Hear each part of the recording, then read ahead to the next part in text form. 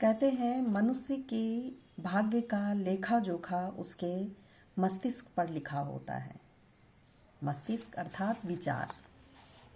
जैसे हमारे विचार होंगे, जैसा हम सोचेंगे, जैसा हम करेंगे, वैसा ही बनते हैं ना। जैसा बीज होता है वैसा ही तो पौधा हम लोग पाते हैं ना।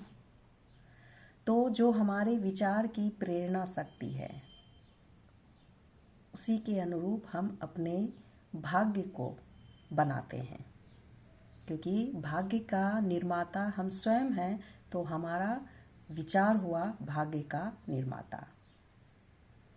जैसा हम विचार करेंगे वैसा हमारा कर्म होगा, और जैसा हमारा कर्म होगा वैसी हमारी परिस्थितियां होंगी।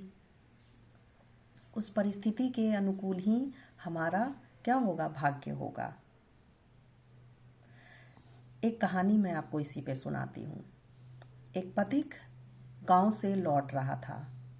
बहुत तेज धूप थी, उसे थकान होने लगी और तेज प्यास भी लगी।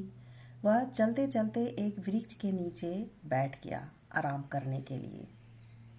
तभी उनके मन में विचार आया कि काश यहाँ पानी होता तो मैं अपने प्यास को बुझा लेता। तभी वहाँ पानी उपलब्ध हो गया। वह पानी पी लिया। जब उसकी प्यास बुझ गई तो कहता, बहुत तीव्र भूख भी लगी थी, अगर खाना मिल जाता तो बहुत अच्छा होता। उसे बहुत प्रकार के व्यंजन पकवान सब मिल गए, वह भी खा लिया। उसके बाद सोचता है कि हमारे आराम के लिए एक चारपाई भी हो जाता तो मैं थोड़ा देर आराम कर लेता, थकान मिट जाती। चारपाई आ गया, उस पर वह विश्राम कर लिया। फिर वह में विचार करने लगा, कहीं यहाँ कोई राक्षस तो नहीं है जो यह सब हमारे बातों को समझ रहा है और हमारे सामने ला रहा है। तभी वहाँ राक्षस आ गया। फिर उनके मन में विचार आया, कहीं यह राक्षस अपने भूख मिटाने के लिए हमें खा ना जाए।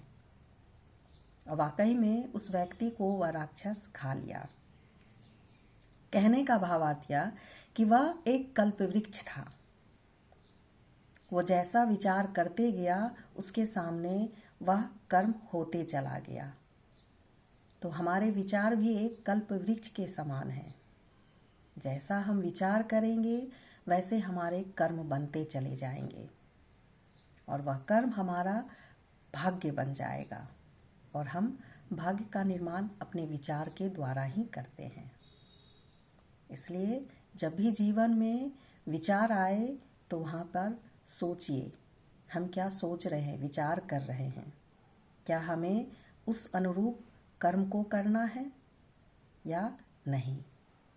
इसलिए अपने विचार को परिष्कृत कीजिए, मतलब मांझिए, उसको साफ बनाइए, अच्छा बनाइए, तो अपना भाग्य भी अच्छा बना पाइएगा। तो जब भी विचार आए तो उस पर एक बार चिंतन मनन जरूर कीजिएगा। ओम शांति।